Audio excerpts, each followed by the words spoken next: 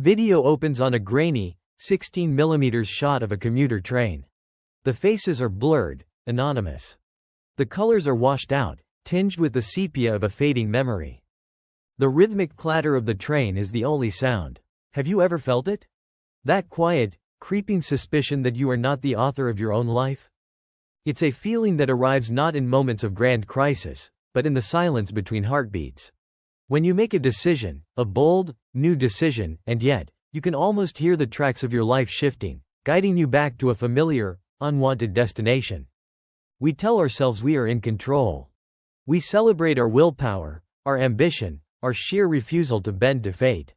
But this insistence on our own power is a symptom of a much deeper anxiety. We call this condition the actor's delusion. It's the profound, terrifying belief that you are improvising a masterpiece, when in reality, you are merely reciting lines from a script you've never been allowed to read. Stay with me. Because today, we are going to pull back the curtain. We will unearth a lost manuscript, a forbidden text that offers not prophecy, but a blueprint. And by the end of our time together, you will possess a forgotten method for reading the script of your own life, not to predict the future, but to finally, and perhaps for the first time, choose your own lines. The image returns. We see a close-up of a hand, turning the yellowed pages of an old book. The characters are foreign, intricate. Dust motes dance in a single shaft of light. Phase 2. The problem: the actor's delusion doesn't feel like a delusion. It feels like life. You've had those days, haven't you? You wake up with a clarity so sharp it could cut glass. Today is the day, you tell yourself. The day you stop procrastinating. The day you stand up to your boss. The day you finally have that conversation you've been avoiding for years. You feel a surge of pure agency. This is your will, your choice. You chart the course, you set the sails. For a few hours, maybe even a few days, you're the captain of your soul. And then, it happens. An unexpected email derails your focus. A casual comment from a friend triggers an old insecurity. You find yourself saying, yes, when every fiber of your being is screaming, no. Before you know it, the day is over. The brave new world you were going to build has dissolved, and you're standing in the exact same room, with the exact same problems, feeling the exact same quiet desperation you felt yesterday. It doesn't feel like a failure. It feels like physics. Like gravity. You see it in the larger patterns, too. You swear you'll never end up in another relationship like the last one, and yet, you find yourself staring across a dinner table at a new face, hearing the same old arguments, feeling the same old knots tighten in your stomach. You leave a toxic job for a fresh start, only to find the same dynamics, the same personalities, the same invisible power structures reasserting themselves around you, just wearing different suits. This is the internal sensation of the actor's delusion, a profound narrative exhaustion. It's the chilling realization that you can change the scenery, you can even change the cast, but the play remains stubbornly the same. And here is the hidden cost, the thing we dare not admit to ourselves. It isn't just the frustration of repeated failure. The real price of this delusion is the slow, methodical erosion of your belief in your own self. You begin to suspect that your most passionate beliefs, your most rebellious instincts, even your secret hopes, are not truly yours. They're just part of the costume. Part of the role you've been assigned. The struggle against the script is part of the script. And when you truly start to believe that, you cease to be a person. You become an echo. A ghost haunting the machine of your own life. You are acting, breathing, and speaking, but the director is nowhere to be found, and the author died a long, long time ago. Phase 3. Solution: but what if the problem isn't the script? What if the problem is that we're trying to read it with the lights off? In the late 1970s, a reclusive academic named Dr. Thorne stumbled upon a text that consumed the rest of his life. It was a collection of fragmented manuscripts, bound together in a nondescript folio. He called it the Seiretsu Kohon, roughly translated from Japanese as the aligned folio. Western collectors, with their typical flair for the dramatic, dubbed it the Book of Prophecies. But they were wrong. Thorne discovered the Kohan wasn't a book of predictions. It was a diagnostic manual. Its central, terrifying idea is this: we are not trapped by a singular, unchangeable fate. We are trapped by narrative. The universe, the Kohon suggests, has a limited number of stories it knows how to tell. Powerful, invisible currents of narrative that pull lives, and even histories, into their channels. Freedom, Thorne realized, is not about ripping up the script and starting from scratch. That is the ultimate fantasy of the actor's delusion. True freedom is about learning to recognize which story you are in, understanding its rules, its tropes, its inevitable pressures, and then, from a position of knowledge, learning how to ad-lib. Thorne distilled the philosophy of the Kohon into 3 core principles. Visual. A schematic diagram appears on screen, like something from a declassified government document. 3 phrases are highlighted. First, is the principle of narrative gravity. Think of it this way. We accept that physical objects are bound by laws. If you drop an apple, it will fall. There is no negotiation.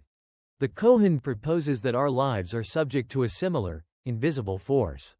Just as mass bends spacetime, our initial conditions, our family, our culture, our traumas, bend our life's trajectory towards a pre-existing narrative structure. The hero's journey. The tragedy of the fallen king. The farce of the mistaken identity.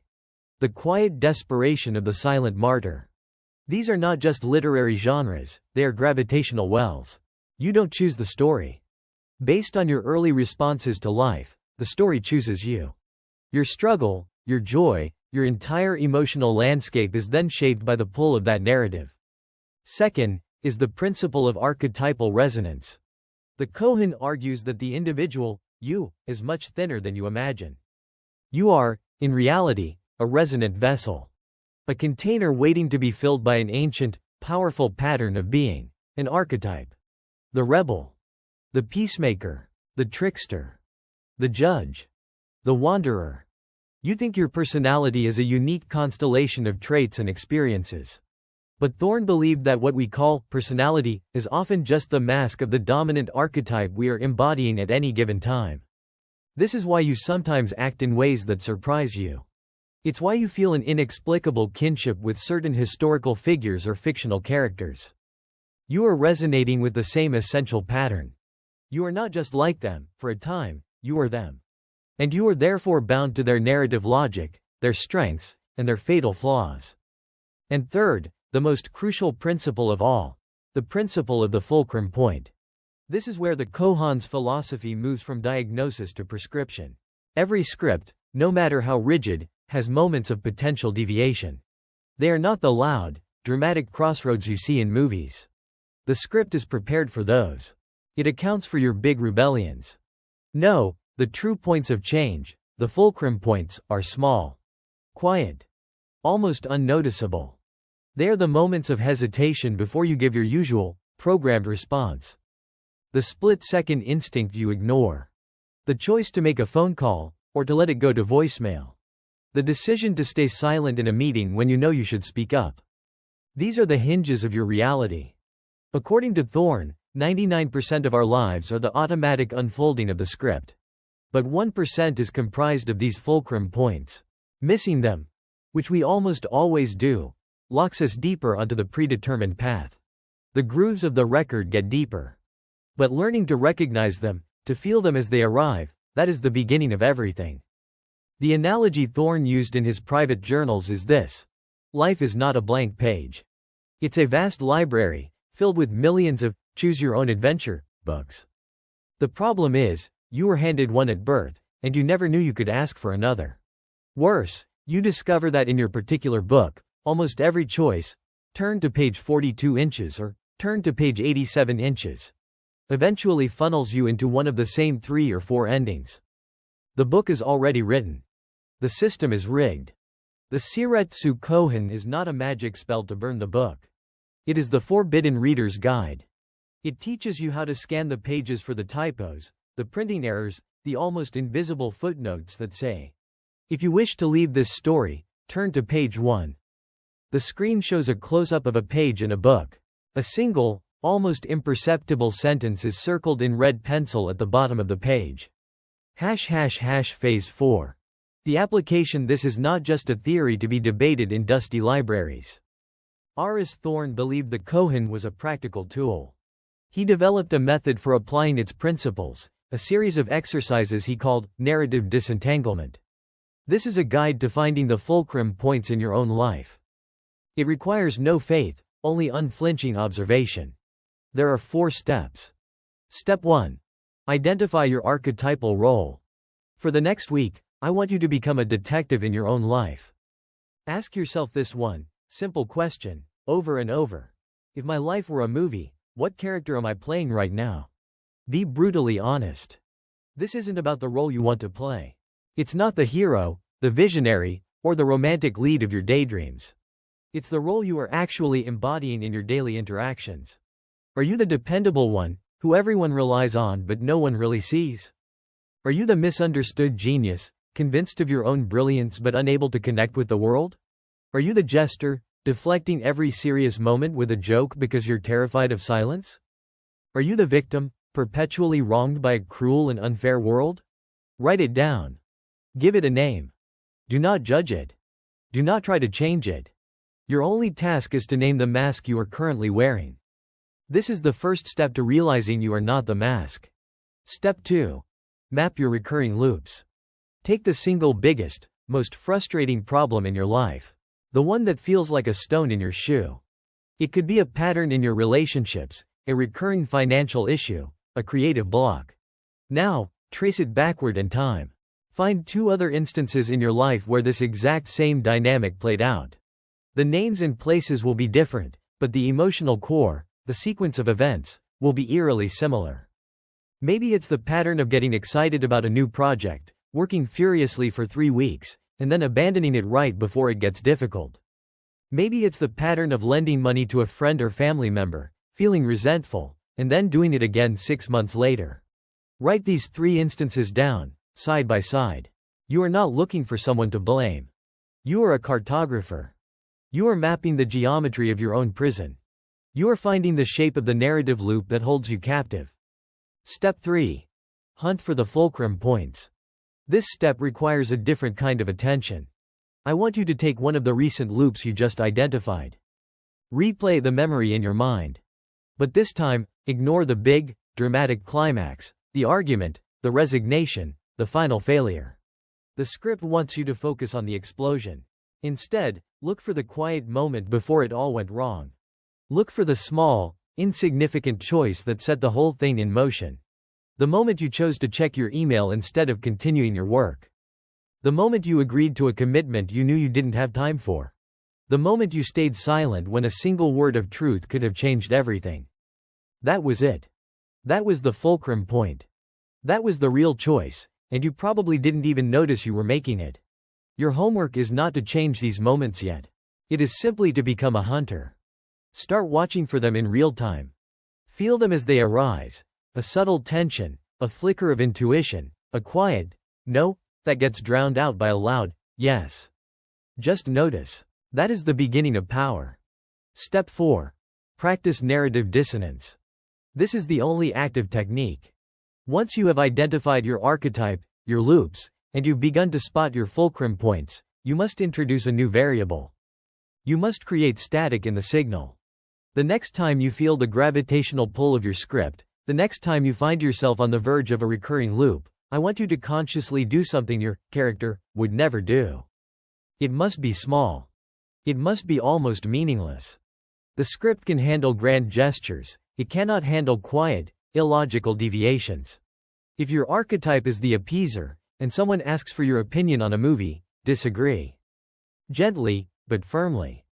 If your archetype is the eternal cynic, find something in your day and offer one, single, genuine compliment to someone. If your role is the overachiever, consciously choose to do one task at 80% capacity instead of 150%. The point is not to change the outcome of the scene. The point is to prove to yourself, and to whatever is listening, that you are not reading from the script. You are creating a moment of pure, unscripted dissonance.